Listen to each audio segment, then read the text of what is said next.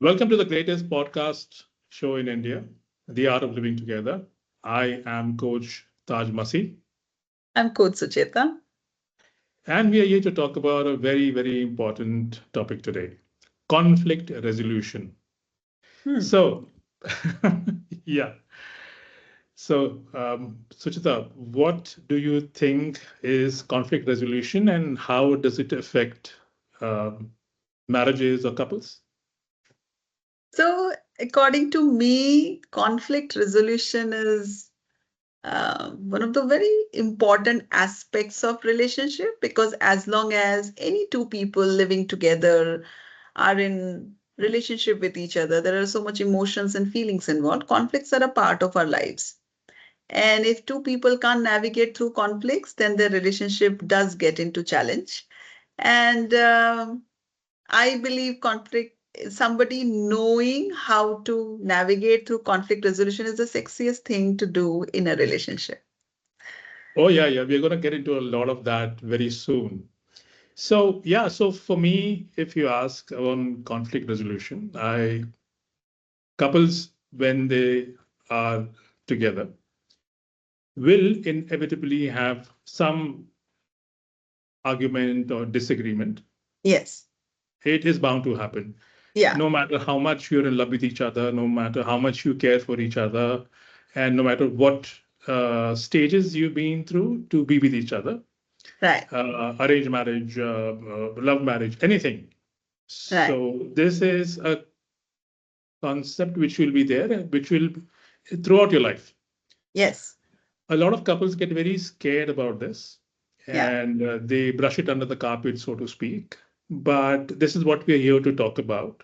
And a lot of people also think that conflict resolutions happen only in the first couple of years Mm. of marriage or relationship because these are teething issues, probably, as it's said, but certainly not.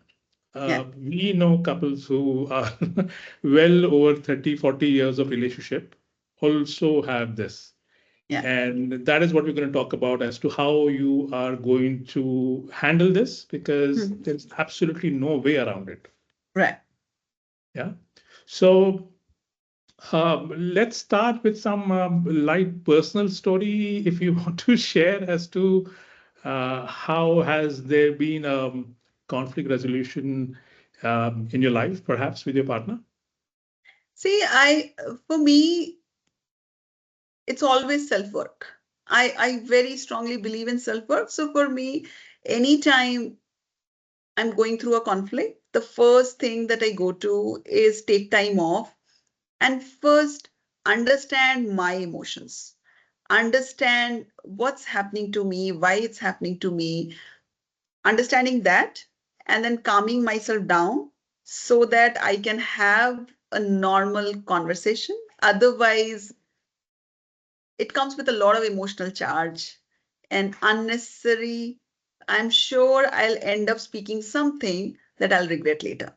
Speaking and definitely communicating with the partner about the issue and not who caused it. So I think this is a very Buddhist approach you're going with. I think it's really working for you. I'll tell you what works for me. So uh, till a few years back, I used to be extremely non-filter. I would Uh-huh. say anything and everything that would come to my mind, and as you would guess, I would always be in trouble. Huh. All right, and the things when you say when you're angry, when you're upset, you cannot retrieve them. You cannot Yeah. delete them from the other people's memory. Yeah. And learning it in a very hard or difficult way, I have now since very consciously started to practice um, absorbing what is happening, taking my own time, reflecting on it. In the meantime, I'm still in the stewing Mm. mode. I'm still like upset about it, but I'm managing it in a way that it doesn't um, just burst out in words. Yeah. So I am doing that approach, and then I take my own time in a similar frame to what you also do. Take my own time, and then when I'm ready to talk about it, then I sit and have a conversation. But big change from what I used to be, and yeah, it's a very different approach now, and I think it's a far mature and an approach which is certainly working for me. Yeah, and then it's so nice of you to be so authentic and honest about it, because I think pretty much all of us have gone through this phase. I will not say that I've always been this way, but in my 20s and early 20s, Yeah, I yeah, was always known to be the hotshot person. yeah, yeah, yeah. Angry young man, No, you know, I'm yeah. a angry young woman.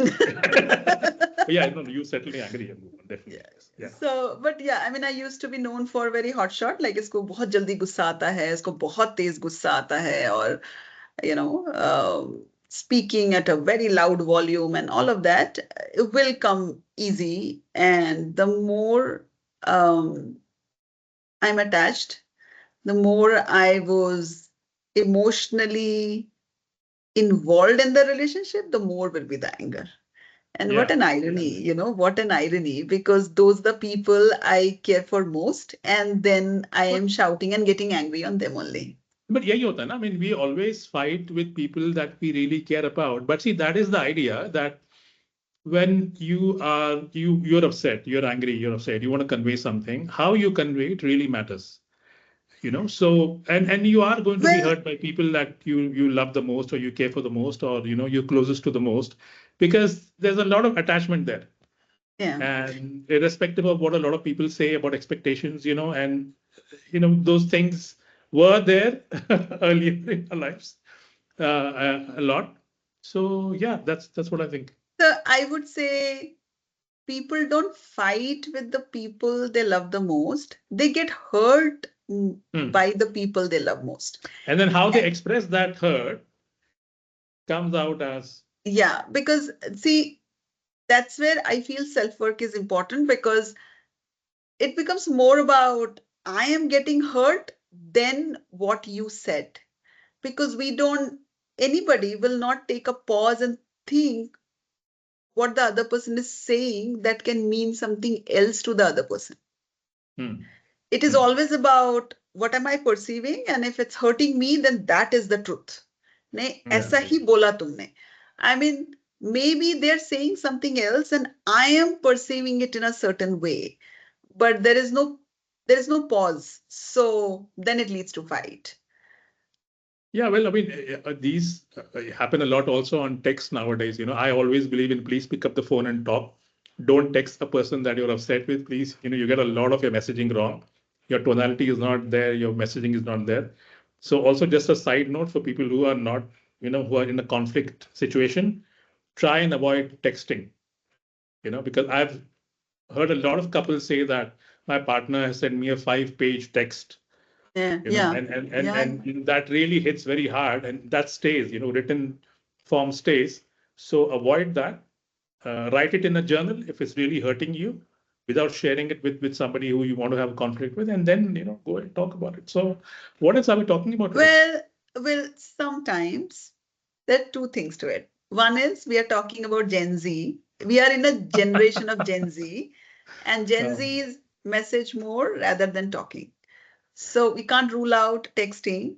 And that message really was maybe for some of the Gen Zs, if they have a chance to listen to us ever, yeah. And because yeah, second, sometimes it happens that what I am going through, sometimes I find it difficult to say it, then messaging is a way to communicate. And I would say don't put a restriction to any form of expression from your partner. Let them express whatever way they are expressing, especially if you're dealing with a female, because as long as the female is speaking to you, expressing herself, it is a clear indication she is invested in you. A hmm, woman who wants to fight with you, wants to talk to you, wants to meet you, wants to get angry with you, like she constantly wants some form of communication. It's a very clear indication she is invested in this relationship. So whatever way she's communicating, please let her communicate. And then definitely you guys have to speak. See, texting is not a replacement for conversation, Hmm. but sometimes it's okay, whatever way the other person is feeling comfortable. I will not put a condition to that. You have to speak this way only because I'm comfortable with that. See, okay, so I have something to say here is that and I hear you what you're saying. I hear your point. Uh, but also don't I would my recommendation is that uh, try and not do this when you're extremely upset. Uh-huh. Try and take some time off to reflect Yeah. on what Yeah. you want to text Yes. and make sure that your relationship with the person is strong enough for the text to land on the person so that it doesn't jeopardize the entire relationship.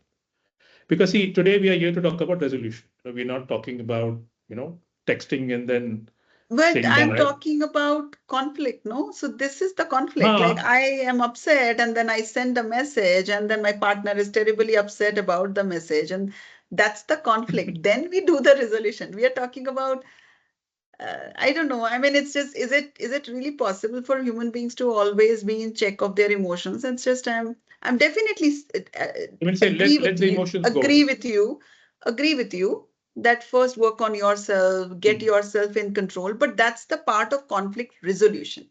Once the hmm, conflict has happened.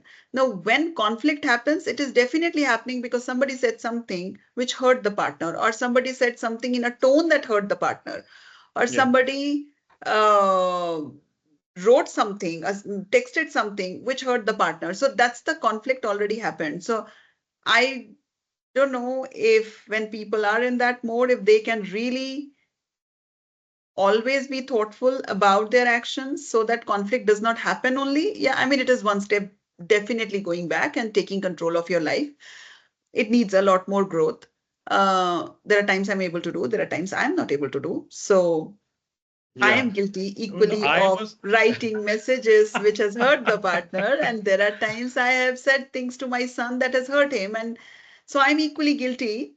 Uh, I'm not talking about that I am saint and I will never get upset, but when I realize I said this or I got upset, the first thing is that I take a step back and then take time off, calm myself down, and then deal with the conflict resolution. So, what do you think that the biggest mistakes couple do while handling conflicts? What according to you, are the biggest mistakes? Oh, blame game Hmm. is number one. Bringing about your past. Like Huh? in 2020, in Corona, you told me this, you told my parents that. So bringing up the past Hmm. is a major thing that people also do. Third thing, which I think a lot of couples do, is speaking insensitively to your partner in Hmm. front of a third person.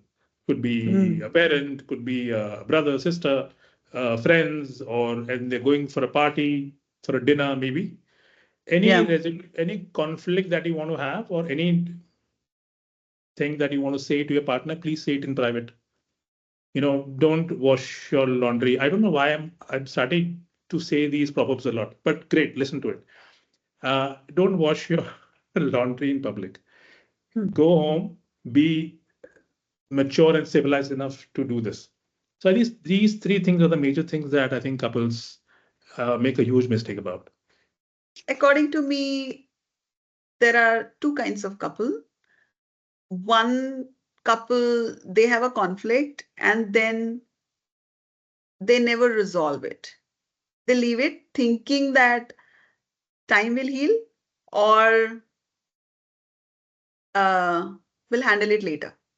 Or and they Mhm. expect someday my partner will realize their mistake and things will get resolved. And there Mhm. is another couple, the other set of couple who sit and talk about it. Okay. So I feel the biggest mistake couples do is that to avoid conflict, to avoid talking about it, avoid confrontation, avoid having any discussion, thinking that it will heal on its own.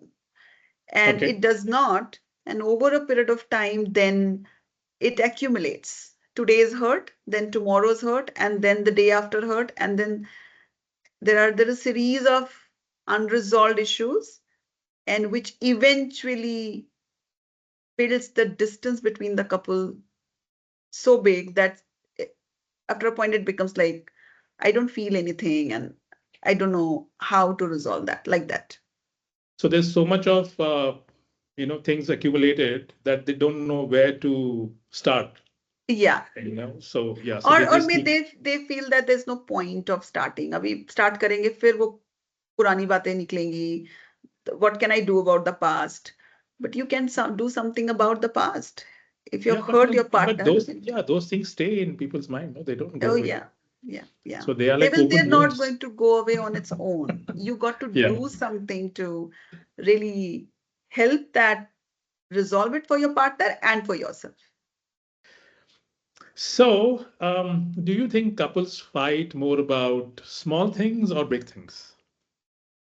I feel when there is a pile of unresolved issues in the back, then they start fighting over small things. Mm-hmm. Once you resolve them, small fights will stop. Because nobody remembers small fights. Yeah. But what people remember is that how many times we fought. Because many times couples come to me and they're sharing, oh, we are fighting a lot. And say, what are you fighting about? We don't remember.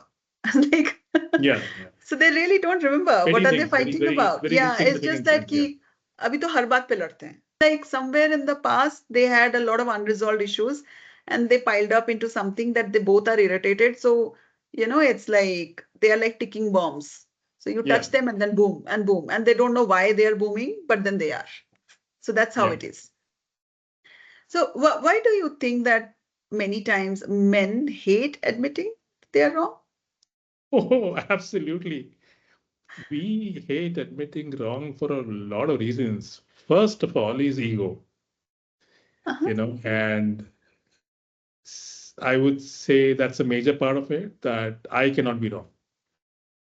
Okay. And first thing is that. Second thing is that because of the competitive nature that we have, we don't like to lose. We don't like to admit we are wrong.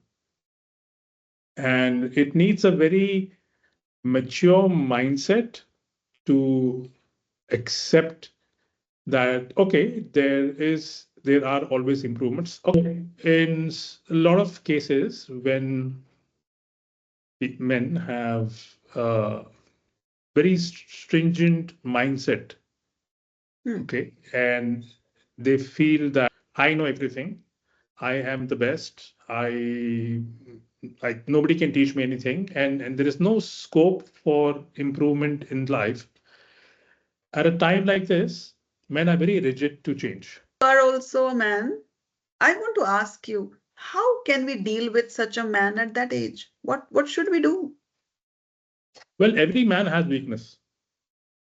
Mhm. For some, it could be food. For some, it could be travel. For some, it could be sex. For some, it could be, words of affirmation, or, buying gifts. Try to see which method is going to work best so that your ideas are reaching him effectively. Wow. And that's how you try to reach a man who has absolutely no scope of improvement. And when you do that and you keep trying, you keep trying, you keep trying, and eventually there will be a possibility that he will turn around and say, okay, I understand what you're saying. Now I'm ready to hear this. And then, of course, a lot of counseling, coaching also helps Yes. when people talk to professionals, and that is something that people should really consider as well. Right. Right. When couples argue, what actually makes a woman heard? See, as I told you, when a woman is connected with a man, she would talk.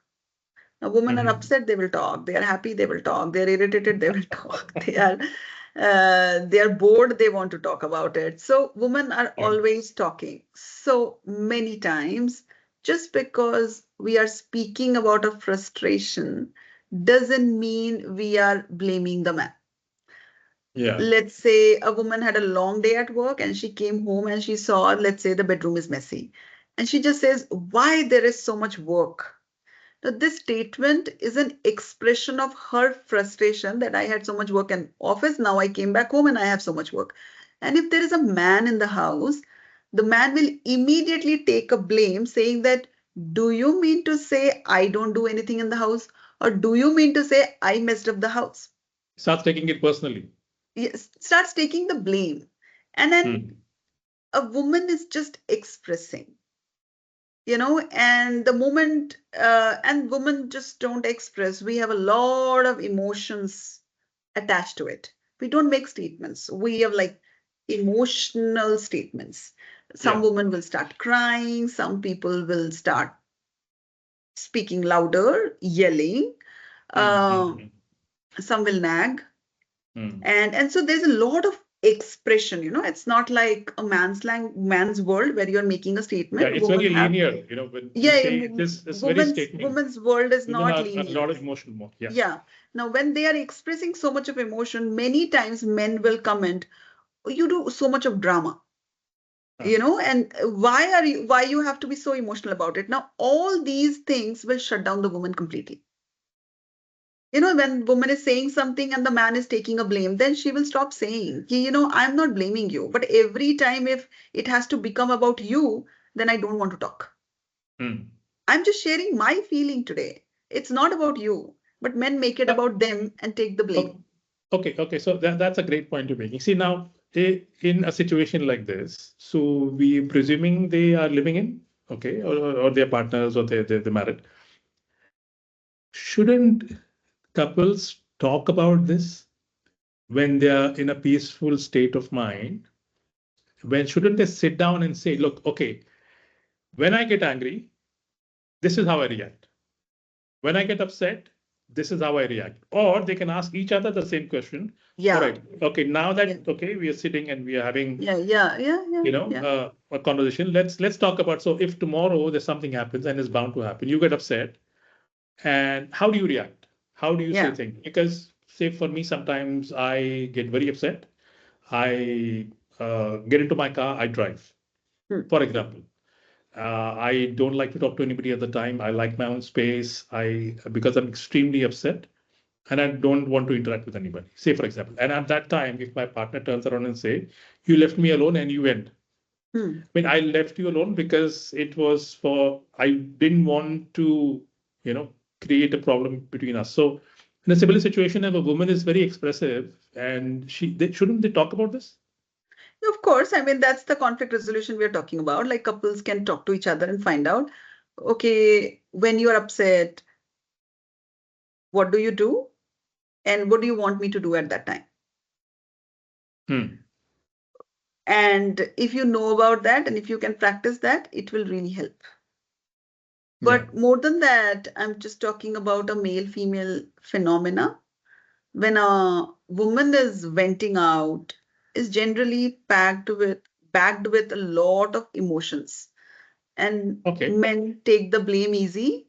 And when men take blame, they start making it about themselves.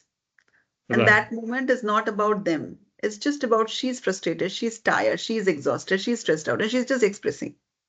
And at that time also, I think, she obviously doesn't have time to stop and explain to the guy that, look, I'm Oh, yeah, she's frustrated. not in that mode at I had a all. Like, bad day yeah, at work. yeah. She will just fly. She'll just talk what she has to say. Yeah, and then she's probably not telling you also. She just came to the bedroom and just shouted, why there is so much of, chaos, or why I always have to clean the house. She's just talking to the walls. But if there is a Mm, man in the house, he will definitely take that offense. mm, So, mm. just knowing this aspect about women, that women are just expressing, they just like to express. Now, if I'm in the house with a stranger, I'll not do the same. Right. Right. So if you have a I will. guest at home, or if you have, yeah, you have your, Guest, parents forget about visiting, guest. or It's like somebody in the other room is a roommate. I'm not close to that person. I will not do this. Even if I'm living with a friend, I will not do this. I'll only Mhm. do this when I'm really close to my partner and I feel safe with him. So I will just share, express. And if you shut me down that time, or if you call me a drama queen that time, or if you take blame and make it about yourself, I'll start shutting down. And then slowly, slowly, those women will not speak. Yeah, yeah. And then you lose access to what's bothering her. Hmm. So, a fun fact, I want to tell this to our viewers is that I know there are couples where women bite their men, okay, to express love. I don't know if you've heard about this. So, no, no, it's a fact. Now, when this, so what you're saying is that when they express their emotions by, okay, the bed is not made and this and that, so that an expression of anger, and when they bite their partners, it's an expression of love. Oh, okay, wow. So I'm having an epiphany, like when I'm realizing really what this all means, and my God, okay, I get that. This conversation is absolutely amazing. What's the fastest way one can get men to calm down when they're upset? Sex, a lot of intimacy, irrespective of what people say or what gyan anybody gives you. Intimacy, sex is the fastest way to let a man know that you love him, you care for him, because for him, physical touch is absolutely crucial. And so, what's worst in a fight, as per you? Do you think silent treatment or shouting violently? Which do you think is worst? I guess reading what doesn't work for your partner. Hmm. Some people just hate silences, so don't give them silence treatment. Tell Yeah. them that I need a break. Tell them that I will come back to this topic after half an hour or 1 hour. Tell them that I'm not in a state of mind to talk right now. Tell Hmm. them, inform them. If your partner cannot take shouting or any loud volume, then shouting is absolutely ruled out. So it doesn't, I'm nobody to decide silence or shouting. It's what works for your partner and you. That's what is the deciding factor in a fight. What Yeah. would you say to that? So I think both these are ruled out for me and my partner in my relationship.